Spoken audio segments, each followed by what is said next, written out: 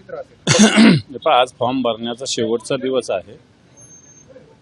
ही निवडणूक सहकारातली आहे.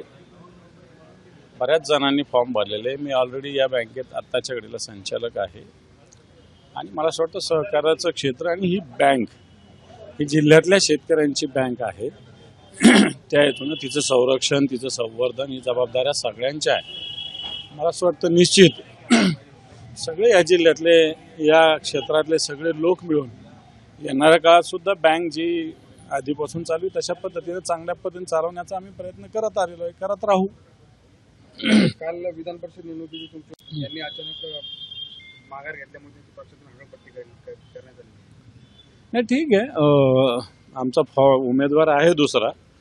संघटना म्हणून आम्ही काम करतो. संघटना म्हणून आम्ही ऑलरेडी एक दुसरा सबस्टिट्यूट उमेदवार तयार ठेवलाच होता. त्याचा बी फॉर्म ऑलरेडी होताच. तर मला असं वाटतं एखाद्या उमेदवाराने माघार घेतली म्हणून फार काही नुकसान होईल शिवसेनेचं अशातला काही भाग नाही. हकालपट्टी करण्यात आली याकडे मान्य पक्षप्रमुखांनी निर्णय घेतलेला आहे. मला वाटतं त्याच्यात मी काय बोलणार. याच विधान परिषदेच्या जागेवरून छत्रपती संभाजीनगरात भाजप आणि शिवसेना असा वाद समोरून आला होता. त्यानंतर अब्दुल सत्तार यांनी भाजप शिवसेना संपवण्याचे काम करते असा आरोप केला होता. त्यानंतर त्यांनी एकनाथ शिंदेची भेट घेतली. यात काही प्रमाणात त्यांच्यात काहीतरी चर्चा आली आणि नंतर त्यांनी उमेदवारांचा माग घेतला.